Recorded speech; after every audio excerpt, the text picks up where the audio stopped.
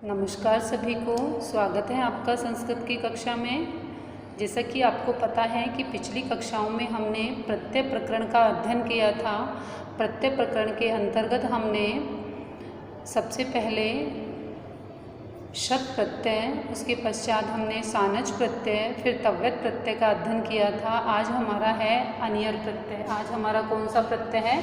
अनियर प्रत्यय। ये देखिए, अनियर प्रत्यय के अंतर्गत मैंने आपको बताया है कि जो हलंत वाला शब्द होता है वह क्या होता है? लोप हो जाता है। उसका क्या होता है? लोप हो जाता है। तो हमारे पास क्या शेष रह गया? अनियर शेष रह गया। और हिंदी में यह चाहिए या योग्यता के अर्थ में होता है। हिंदी में यह हमेशा चाहिए या योग्यता के अर्थ में होता है।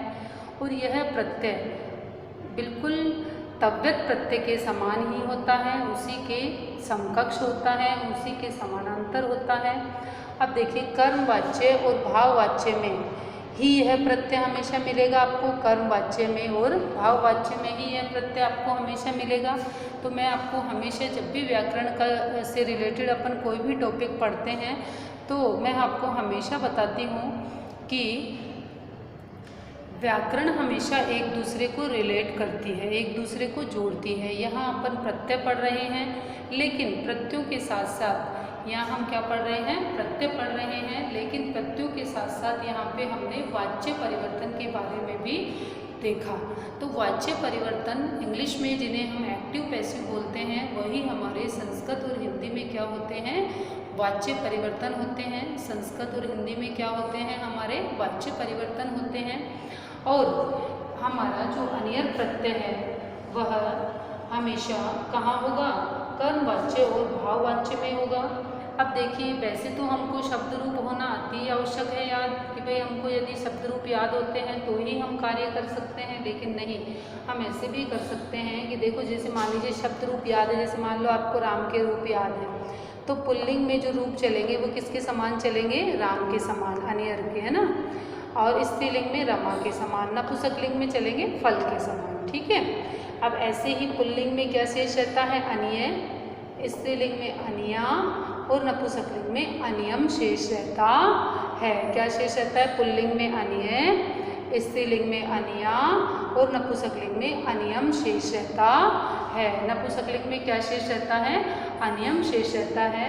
अब इससे रिलेटेड, इससे संबंधित कुछ मैं आपको उदाहरण बताती हूँ, जिससे आपको बहुत अच्छी तरह से समझ में आ जाएगा। जैसे मान लीजिए अपने पास में है एद धातु। क्या है अपने पास? कौन सी धातु है? एद। क्या है अपने पास में? एद धातु है। मान लीजिए आपके पास में कौन सी धातु है? एद धातु है। ये देखिए, जैसे मान लीजिए अपने पास है एद धातु। कौन सी धातु है? एद। ठीक है। और प्रत्यय कौन सा है? अनियर। प्रत्यय कौन सा है? अनियर। अब अपन को वैसे तो देखो, स्त्रीलिंग, पुल्लिंग और नपुंसकलिंग का अपन वैसे तो अपन को कोई दिक्कत नहीं है, अपन कर सकते हैं आसानी से। लेकिन कई बार क्या है, सेंटेंस में यदि क्वेश्चन आ जाता है तो हमको स्त्रीलिंग, पुल्लिंग और नपुंसकलिंग तीनों का हमको पूरा बोध होना चाहिए। देखो, पुल्लिंग में क्या शेष रहता है? पुल्लिंग में देखिए क्या शेष रहता है? अनिय। पुल्लिंग में क्या शेष रहता है? अनिय। ये देखिए इधर ये लिखा हुआ है। पुल्लिंग में क्या शेष रहता है? अनिय। स्त्रीलिंग में अनिया और नपुंसकलिंग में अनियम शेष रहता है। नपुंसकलिंग में अनियम शेष रहता है। तो इनके रूप देखो, राम के समान, रमा के समान और फल के समान। राम के रूप सबको पता है, रामे रामो रामा प्रथमा, है ना। रमा के रूप भी सबको पता है। ठीक है। और ऐसे ही फल के रूप भी सबको पता है, फलम फले फलानी। तो अनियम अनिये अनियानी। ठीक है। इस तरह से अब अपने पास एद धातु है। एद धातु के साथ में अनियर प्रत्यय लगा दिया तो क्या बन जाएगा? यहाँ पे ये क्या बन जाएगा? एद नियम। क्या बन जाएगा? एद नियम। क्या बन जाएगा भाई? एद नियम। ऐसे ही आपके पास में भू धातु है और अनियर प्रत्यय है। भू धातु है और मान लो इसको हमको स्त्रीलिंग में बनाना है तो क्या बन जाएगा? एद नियम। और नपुंसकलिंग में बनाना है तो क्या बन जाएगा? एद नियम बन जाएगा। ठीक है। एद नियम नपुंसकलिंग में, और एद निय है अगर बनाना है तो वो क्या बन जाएगा? पुल्लिंग में बन जाएगा।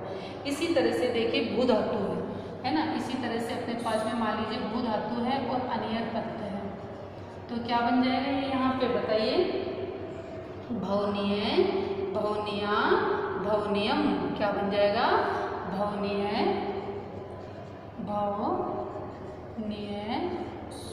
अब ये ऊ और ए मिल करके, अब देखो यहाँ संधि कार्य भी हो गया, ऊ और ए मिल करके क्या हो गया? वह बन गया। ठीक है, तो क्या बन गया ये? भवनीय, भवनीया और भवनीयम। तो मेन तो अपन को क्या देखना है, इसमें क्या याद करना है आपको? अब मान लो आपको एधनियम शब्द दे दिया, ठीक है, आपको मान लीजिए परीक्षा में कौन सा शब्द दे दिया? एधनियम शब्द दे दिया, ठीक है। अब एधनियम शब्द आपके पास है और आपसे पूछ लेगा कि इसमें प्रत्यय कौन सा है, तो अनीय अगर आपके पास में है अंतिम शब्द, एद में से तो ए ले लिया, नी आपके पास है ही और ये आपके पास है ही, तो कौन सा प्रत्यय हो जाएगा? अनियर प्रत्यय।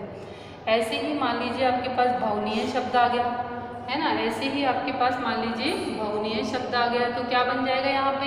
अनियर प्रत्यय ही बन जाएगा। क्या बन जाएगा? अनियर प्रत्यय ही बन जाएगा। ठीक है, अब नेक्स्ट देखिए, जैसे मान लीजिए आपके पास पठ धातु है, आपके पास में मान लीजिए कौन सी धातु है? पठ धातु है। अब पठ धातु है तो देखो कैसे करोगे, जैसे मान लीजिए आपके पास पठ धातु है, पठ प्लस अनियर, पठ प्लस अनियर, तो क्या बन जाएगा यहाँ पर? पठ, क्या बनेगा यहाँ पे? पठनीय, पठनीय। स्त्रीलिंग का सेंटेंस हुआ तो क्या बना दोगे? पठनिया, ठीक है, और पठ नियम। ठीक है, ये आपके किस में आएगा? यदि आपके पुल्लिंग में आया तो ये, स्त्रीलिंग में ये और नपुंसकलिंग में ये बन जाएगा। ठीक है, अब मैं आशा कर रही हूँ कि आपको ये बहुत अच्छे से समझ में आ गया होगा। केवल क्या पकड़ना है हमको? अंतिम शब्द पकड़ना है। अंतिम शब्द यदि पकड़ लिया तो आप इस प्रत्यय को आसानी से सोल्व कर सकते हो। यदि आपको इससे रिलेटेड और कोई जानकारी लेनी हो तो आप मुझे कमेंट के माध्यम से पूछ सकते हो। आपको मेरे द्वारा दी गई जानकारी अच्छी लगी तो आप मेरे चैनल को लाइक करें, शेयर करें, सब्सक्राइब करें। धन्यवाद।